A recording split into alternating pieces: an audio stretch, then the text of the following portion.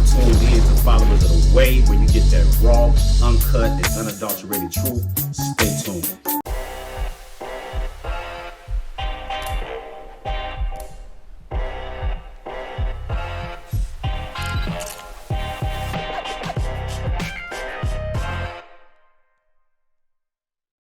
What's going on with it, family? So I'm going to pick back up with the second message that I was going to do on today. And of course, this one is titled The Great Transfer of Wealth. And this is also a message that I typically wouldn't do, but I have been moved in my ruach to do this because over the years, you know, especially most of the people that's coming from the Christian church, you have always taught to basically live like a peasant, you know, because they like to go into the book of Acts where it speaks about how the disciples basically sold and gave everything away because it's like, you know, the end here, this and that. And so this is how people's minds have been conditioned. And it's like, you know, like I said, we got people over here that's waiting on mystery man. It's just like, you know, waiting on the, you know what I'm saying, waiting on the Mashiach to crack the sky, when you have, you know, these different people that sit up in higher places that don't believe like how you believe. And they're out acquiring and oppressing different nations to get all of the resources that they can possibly get, while you're sitting back waiting on mystery man, just, you know, giving away everything you got, or the people that's in the church, you know, paying tithes and staying broke, while, you know, the rich keep getting richer, you know. And so that's something that I don't subscribe to, you know, because, you know, when you go back into the book, you know, the scriptures help us to understand that, you know, that money is a defense, you know, that they're in trouble. Like, you know, you gotta have resources and things in order to move around and get certain things done. You know, it's just not gonna, you know, fall out the sky.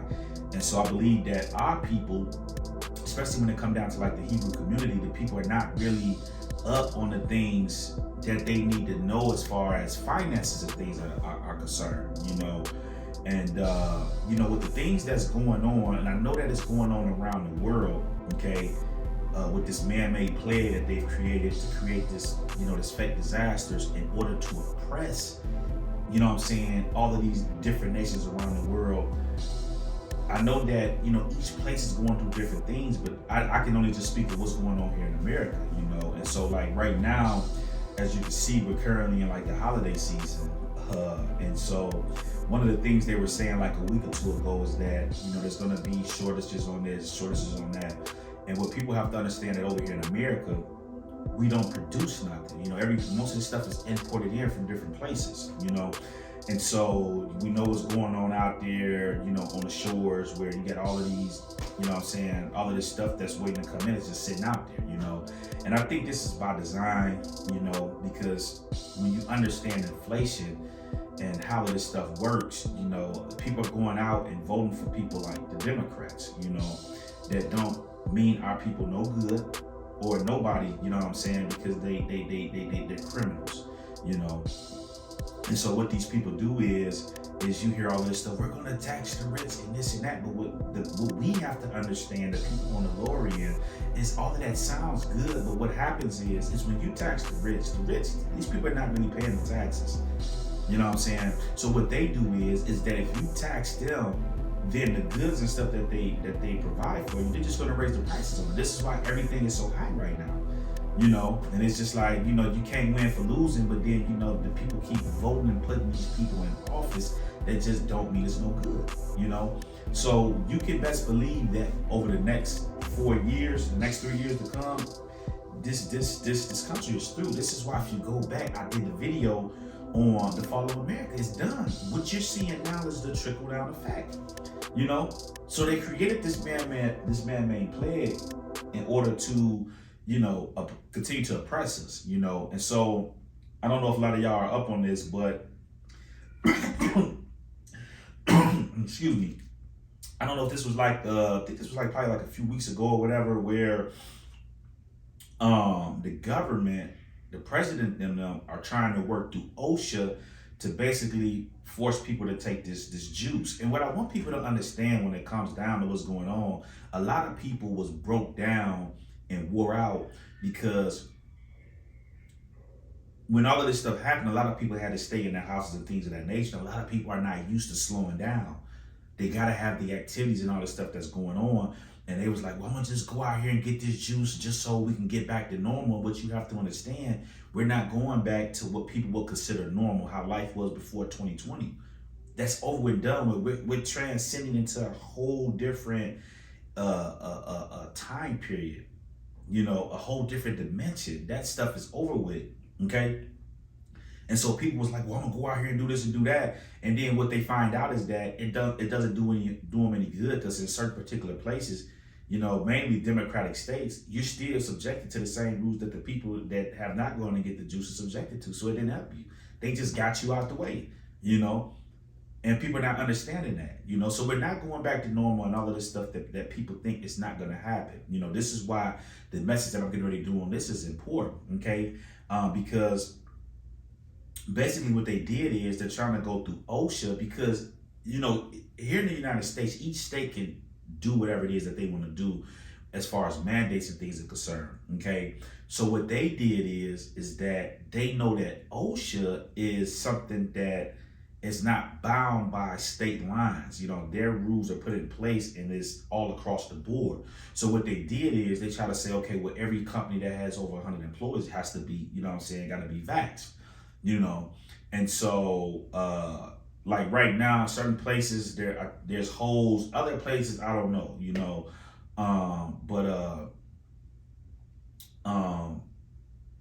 it's crazy on how they going about trying to do this. And I think that what's so crazy about it is that right now, a lot of companies are having a hard time trying to find workers as it is.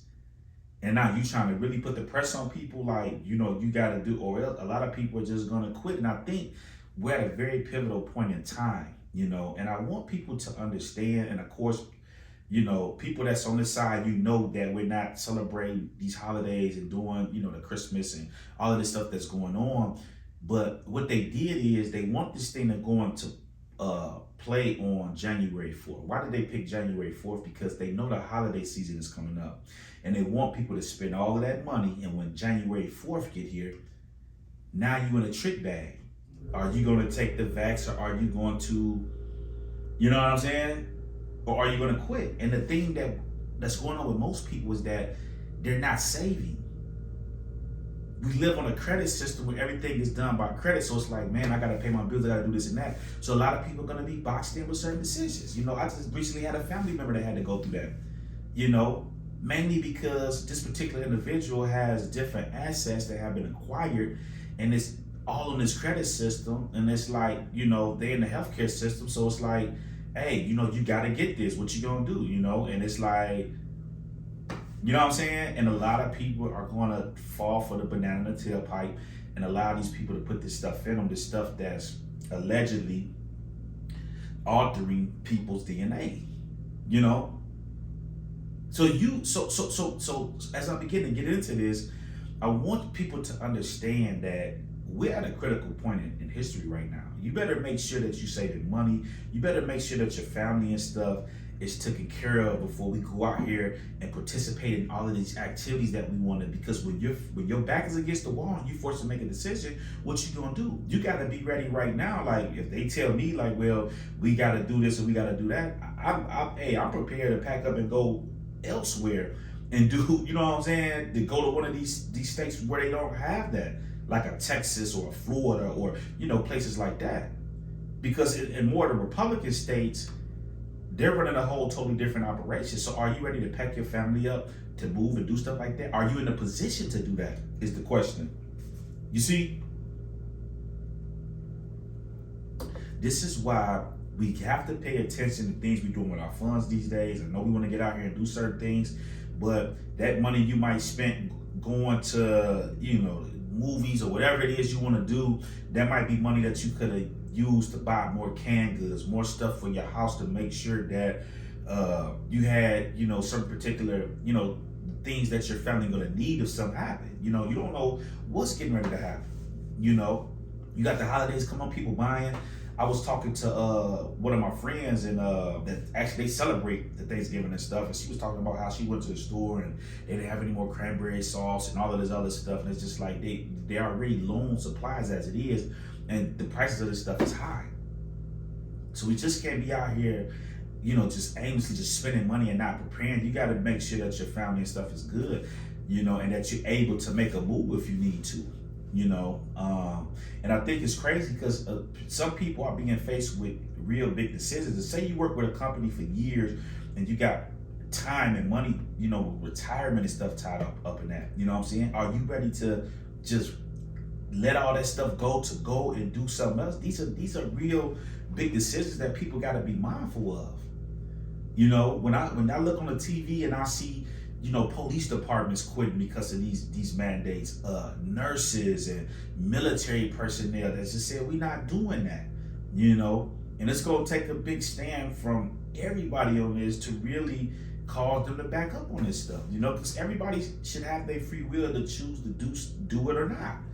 Can't force people to, you know what I'm saying? So it's just messed up, man. And I just seen a situation where those mandates, because what they're gonna do is that if they don't buck this with this 100 or more employee stuff, then once they get them out the way, then they're gonna move down into the lower, the lower realm with people that have less than 100 and start applying pressure to them. But they got to get the big people on board first, because these are some of the places that's going to, the big companies, the big, the outlets like a Walmart or something, they employ more than 100 people, you know what I'm saying? So these people are going to have to run these places to keep these places going. So once they get the big facilities, businesses, get them out the way, which can run a lot of this stuff, then they're going to focus in on the lower business personnel, you know what I'm saying? And it's crazy because they showing on the news how they asked Biden this stuff a year ago, we can't force this and that, and then you turn around and this is exactly what you're doing. So these people are cutthroat, they crooked, they criminals, and we just got to be on point for that. But now kind of getting into what I wanted to talk about today, about this great transfer of wealth. If you pay attention to what's going on, there's a lot of things that's taking place in what is known as the crypto space. You hear a lot of cryptocurrency, about cryptocurrency and things like that. And actually, if you go back some years ago, you would hear how they were speaking about Bitcoin, how it was, it's a fraud, it's a scam, and blah, blah, blah, blah. But now you have a lot of major institutions that are now invested in cryptocurrency, Bitcoin and things of that nature. You know what I'm saying? And when you understand this, you can understand the great transfer of wealth that's taking place, because it's not something that's just limited to the United States. This is something that's taking place worldwide. There's like an arm race that's taking place right now, and this is a good time for people to be involved in what's going on, doing research, even purchasing. Now, this is not, and I gotta say this, that this is not financial advice. I'm not telling you to go out, buy this and go, you know what I'm saying? I'm saying these are things that people should be aware of and what's going on and doing their research. I personally am invested in it because I see what's going on, but you gotta be mindful that when you have countries all around the world that's invested in this, when you hear people speak about this one world currency, when you look at something like a Bitcoin, this is like a worldwide currency. It's a currency that's used not only by the United States. You have other different other countries that's using this, that's invested in it. So for an example, if let me get in here real quick.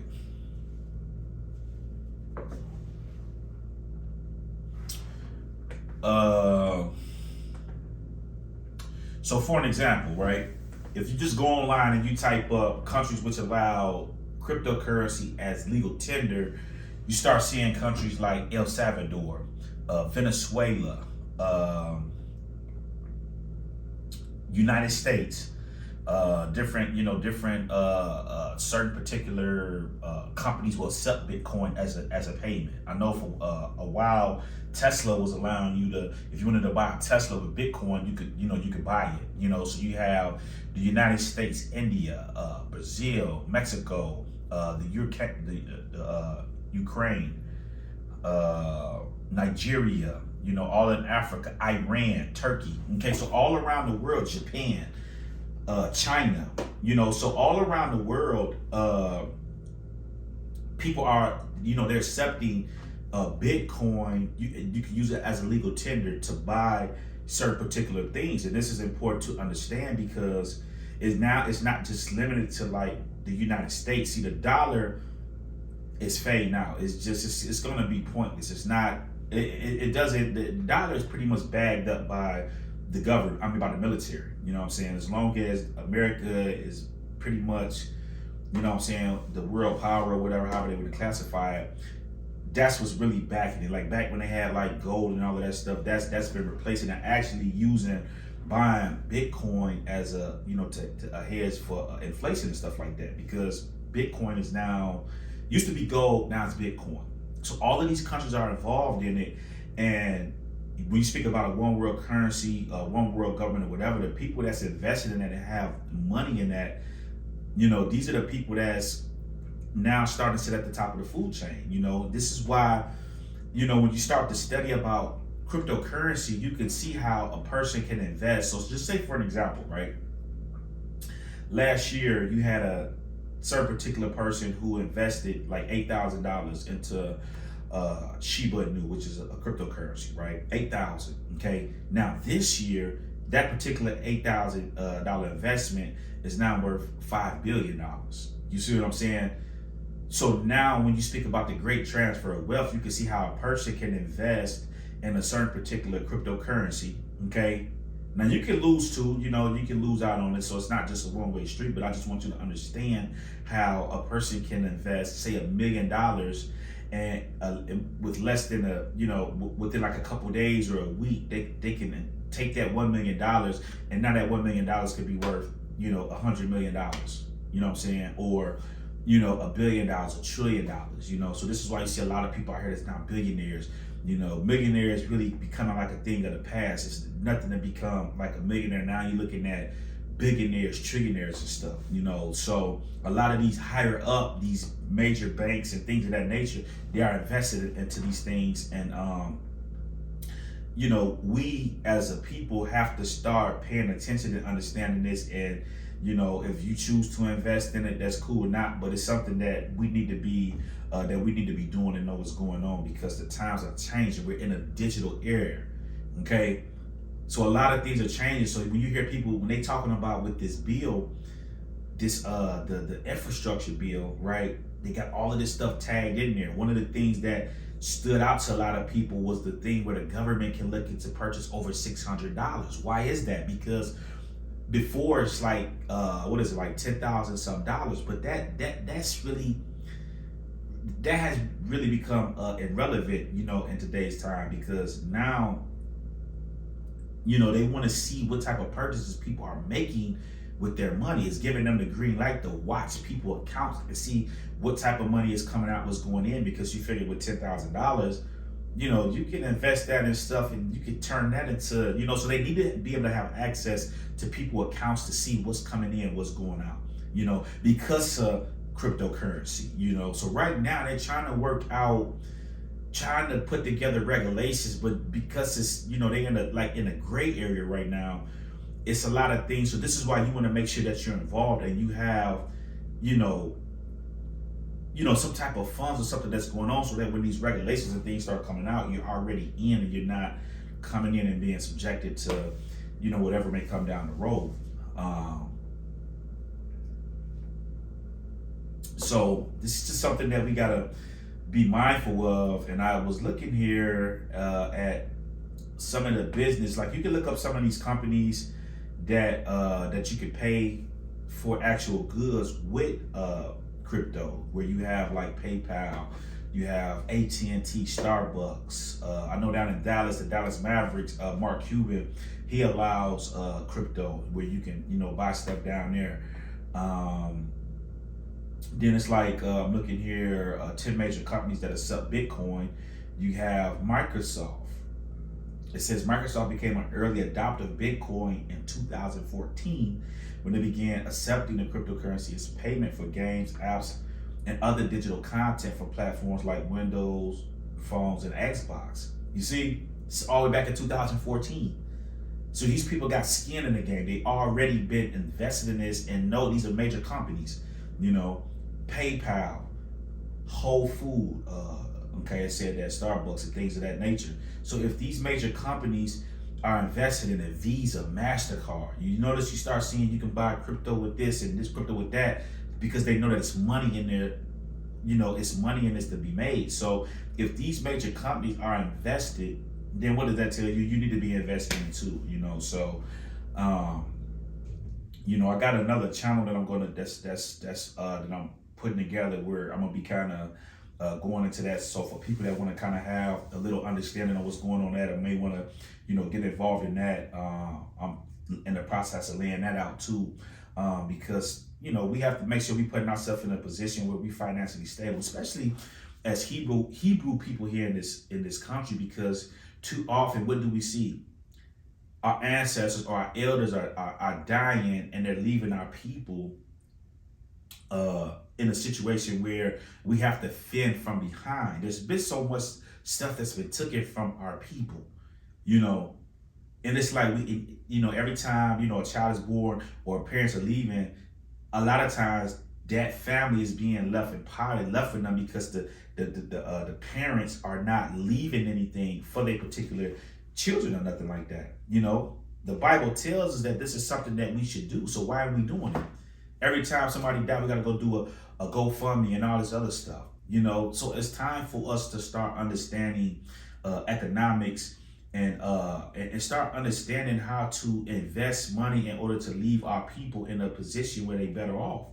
When you leave here, a child has a better chance. Not saying this is always 100% the case, but more times so than not. Where if a child is coming in and they're able to have things to make moves, then they can take those finances and invest them into things that's gonna, continue to make sure that their situation is better, and then their offspring is situated when they come in.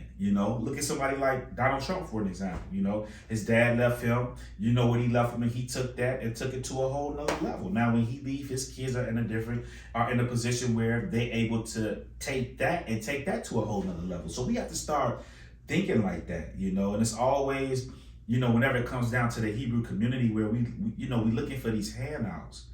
You gotta stop looking for these handouts and be independent. And this was something that I started to kind of touch on a little bit in the last video, but I wouldn't even go all the way into it because the Ruach wanted me to say what I needed to say. But when you look at, like, say for example, when you look at like segregation and things of that nature, where you had this big movement, the civil rights movement, and all these things like that. The thing that you have to understand is that segregation is not a bad thing, because one of the things that the scriptures bring out is that the Father tells his people to be separate, be ye separate, come from out of her, be separate. Do not be like the nations and the people around you. So the Father is calling for segregation.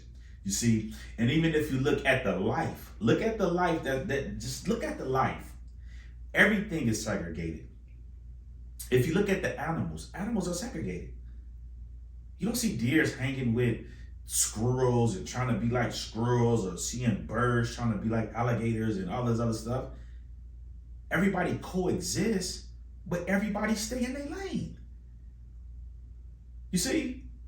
So just because you're segregated don't mean that you can't deal with people or whatever the case may be. There's no problem with that. But the good thing about that is everything is on the up and up. Everybody know where we stand at. This is where you at. This is where I'm at. And this was a problem with our people, having to go that whole civil rights movement. That's why I said, this is why Martin Luther King at the end, what did he say? I feel like I've integrated my people into a burning house. Because he realized that this stuff that he was trying to do is not the way. And this is why our people are in the situation they're in today. See, if our people would have never integrated and just stayed segregated, not saying you're not going to have dealings with white people or other people of that nature, but now you're forced to deal with your people.